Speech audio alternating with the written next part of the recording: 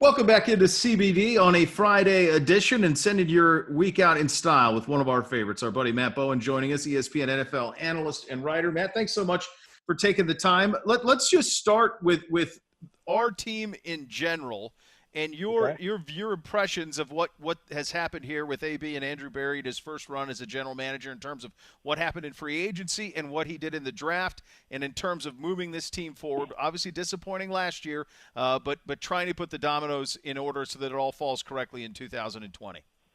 Well, I think you start with free agency and the players they targeted, scheme-specific players that fit both what they want to do from a scheme perspective and also I think the traits they bring as players. Start with Jack Conklin into right tackle position. Look, with Kevin Stefanski, guys, you're going to run outside zone. You're going to run it all season, 16 games. You're going to run outside zone. And he is a guy that come off the ball at the right tackle position. He's a proven player. He's coming from the system in Tennessee where they ran outside zone as well. Very good fit, upgrades the right tackle position, immediate impact player for your offensive line. At the tight end position, Austin Hooper. Seam stretcher in the middle of the field, guy who understands how to find open windows in zone coverage. Not an ultra-dynamic route runner, in my opinion, but someone who understands how to create leverage against defensive backs and linebackers in coverage. And can be a high-volume target for Baker Mayfield out in the field and inside of the red zone. And it continued, guys. It continued in the draft. I thought Jedrick Wills was the best tackle in the draft. I really believe that. And obviously, I'm an Iowa guy. I love Tristan Wirfs, who went to Tampa Bay. But Jedrick Wills, I think, again, scheme-specific, where you're putting him in this Cleveland offense.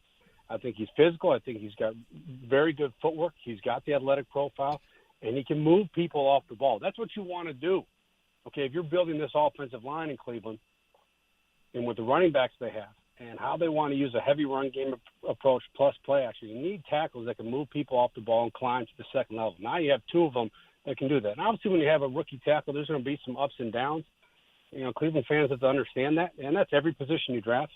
But there's going to be times when Wills gets beat, but those are teaching moments, those are learning moments to improve, and you hope by the middle of the season that he's playing at a really high level for your football team.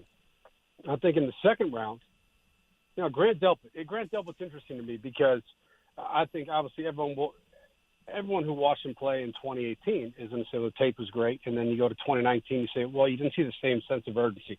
Now, he did play hurt, and he played through an injury. Okay, that can impact your film. And we don't have testing times on him as well. So maybe that's why he slides a little bit. But, again, scheme-specific. What I think they're going to do in Cleveland, maybe more quarters. Okay, and if you're playing quarters defense, Grant Delpit's a great fit because he can run the alley, he can cut crossers. He has shown the ability to make plays in the football. And then when you get to your sub-packages, well, now it becomes a matchup piece for you. Maybe he plays – rolls down so you can match to a slot receiver underneath and carry the seam. You can blitz them off the edge. You can match the tight ends in coverage. You can match the running backs out of the backfield. So that gives you athleticism, it gives you physical play style, and it gives you versatility in the secondary. And later in the draft, guys, Harrison Bryant. I'm not surprised to draft another tight end. You're going to see a lot of 12 personnel, which is one running back, two tight ends. You're going to see a lot of 13 personnel.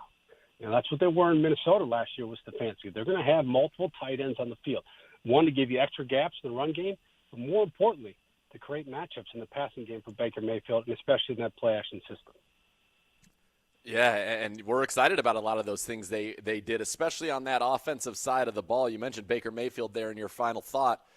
They pretty much have set the table for him, haven't they, Matt, to say, look, you needed a better line. You've got that. You've got the receivers. You got the tight ends. You got the fullback. You've got the running backs. You've got the scheme. This is a big year for our quarterback, is it not? There's no question it is. And I would agree you set the table. Also from a scheme perspective, I think Browns fans can expect much more structured play calling this year. Stick to your scheme. Believe in your scheme. And run your scheme. It's going to be heavy run. It's going to be play action. They're going to target the middle of the field. They're going to get Baker on the move, boot and dash and sprint to get him outside the pocket and give him multiple layered reads down the field. And you saw last year in Minnesota what Kirk Cousins did in that offense. He led the National Football League in 13 play-action touchdown passes. And ranked in the top 5 in play-action passing yards. That's what you do. And you have the weapons to do it. Now you have the multiple tight ends who can stretch the seams, work the middle of the field. You have the wide receiver count. There's no question about that. And look what you have at the running back position. I love the film on Nick Chubb. I really do. I think he's a top 5 running back right now. Yeah, he's a top 5 running back in the National Football League right now. Heavy volume guy who can carry the load for you. You also have Kareem Hunt. And Kareem Hunt can catch the ball out of the backfield, can do a lot of creative things for you. So you're going to have 2 guys that can carry the load for you, 2 closers in the fourth quarter, and an offensive system that sets up perfectly for the quarterback and what Baker does well. Think about what Baker does well. The release. The ball comes out with speed. He anticipates windows very well. They're going to give him those opportunities to anticipate the windows. If you play zone coverage against this Cleveland Browns team, they're going to go to work on you in the passing game with those play-action concepts. Yeah, I think a lot of what you said, Matt. If you go back to last year, there were often times when you're in that script, it was pretty good. First 15 or 20 plays, it was pretty slick. There was a rhythm to it, and then you lost it once you get out of that. And what you're going to get with Kevin is that throughout the game, and that's the idea of it. And while Baker hasn't played in a system like that, the fit is one that is magical. Do you see any holes on this offense going in other than just Baker having to be better than he was a year ago? Well, you have new personnel and that's always a situation where it can take some time.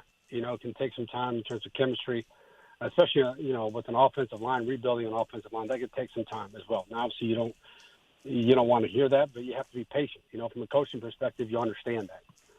So from a coaching perspective, also you cater to that to maximize your talent, to hide your weaknesses, to improve your strengths, and that'll be part of the process for Coach Stefanski when they go into the season.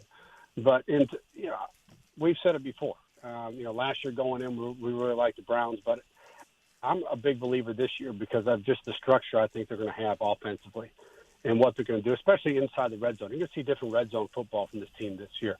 I think last year inside the red zone, they really lacked structure, too many isolation routes, too many guys having to win one-on-ones. You have to scheme guys up, okay, especially inside the plus 20. That's where you make your money. And I think Stefanski will scheme guys up both in the run, the pass game to give them opportunity to put points on the board. Yeah, that's certainly what we want to see, more efficiency there. Since you played this game at a high level on the defensive side of the ball, you've talked a lot about the scheme, you've talked a lot about the structure through a defensive player's eyes. What does this scheme do? What makes it so effective? Well, I'm very interested to see, with Joe Wood, the defense coordinator, where he's been in the past, okay? Has the cover 3 background, has the quarters background. I think with the defensive line, their ability to create pressure, I think you're going to see more coverage-based stuff, and that's fine. San Francisco 49ers went to the Super Bowl playing zone coverage. That's what they did. Yep. And they let their front 4 guys get after the quarterback. And when they wanted to bring pressure, they would do that in 3rd and 2 to 6 situations and play some man coverage. They're going to have the ability to play both zone and man. But I think really I'm looking more towards a base quarters defense. What that means for listeners is you have 4 across in the back, and you're seeing a lot of that right now in the NFL. That was big when I played in the early 2000s. Everyone was playing quarters and got away, went to more 3 deep in cover 2. Now quarters is coming back more because where's the football going, guys? It's in the middle of the field. You turn any offensive film right now of a productive team in the National Football League, it's play action, it's crossers, it's creating coverage for it. So what teams are doing is using those safeties to cut those crossers, to take it away. And like that's what goes back to our discussion about why you draft a guy like Grant Delpit, because he can do that for you. Yep. Yeah, we love Delpit. I mean, Matt, we were so excited about Delpit. I loved him in 18 at LSU, and then obviously with the injury last year. But then if you look at how he played those last couple of games of the season, the playoff, he's one of the better players on the field. You played the position at a high level. What type of player are we getting in Grant Delpit? How high is the ceiling? I think the ceiling is extremely high because you go into the beginning of the college football season last year, Grant Delpit was considered a top 20 pick. That's based off his 18 film. That's based off his athletic profile and the traits he has in terms of the versatility. You expect him to be a day one starter when you draft him in the second round. Now, obviously, everyone has to compete. I understand that. But you draft someone that in the second round who has first-round traits, because that's what he has. You expect him to compete and win that spot. And I think he fits the profile of the modern safety right now. The profile of the modern safety is a multi-dimensional defensive back. They can do multiple things for you within the game plan. Obviously, on day one of training camp, if they're playing quarters, Grant Delpit's going to learn stance and start in the National Football League, just like you do in college, just like you do in high school on day one. But as the training camp progresses and they go through the defensive install and then they get ready for the game prep in the regular season, I think you're going to see him playing multiple spots in the field, and he has an opportunity to become an impact player for you guys.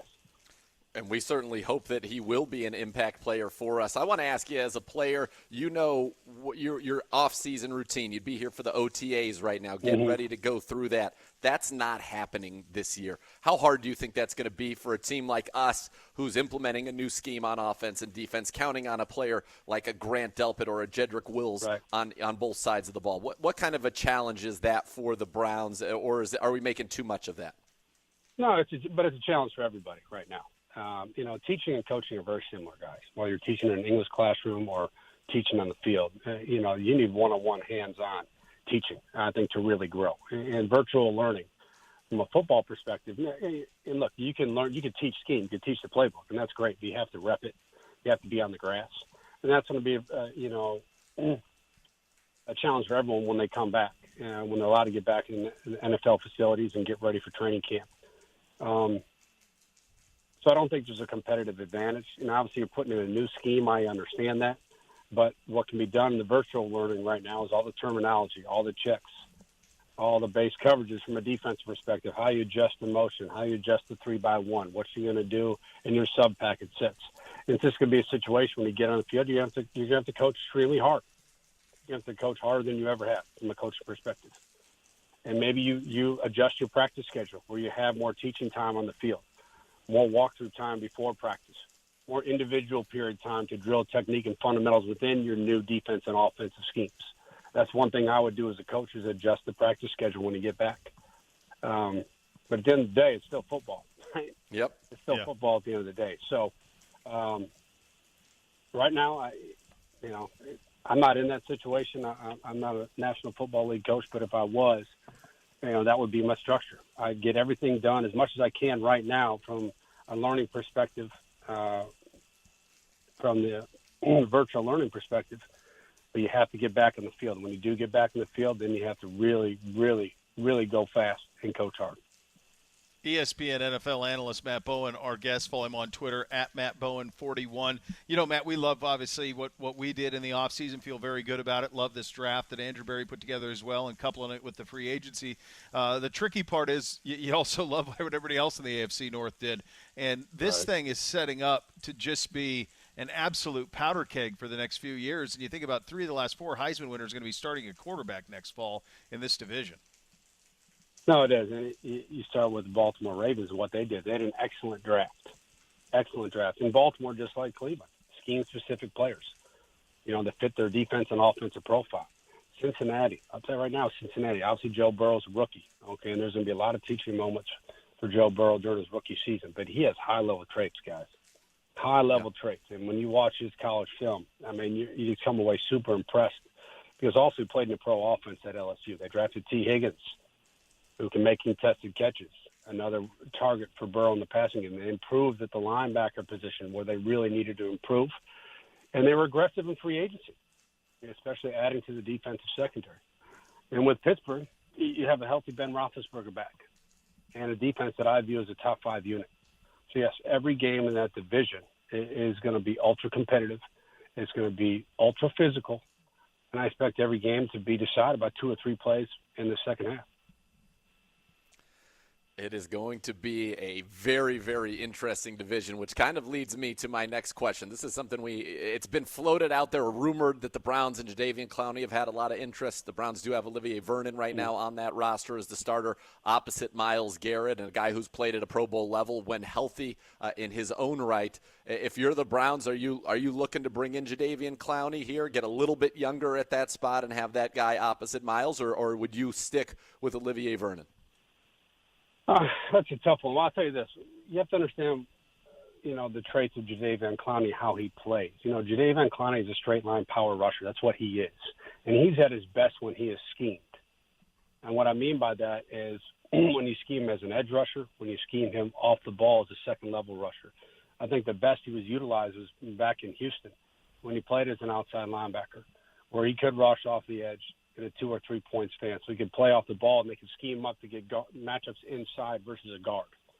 And that really comes down to the Cleveland coaching staff and what they believe the production he can get within their scheme. And are they going to scheme him to get those situational matchups to play more to his traits?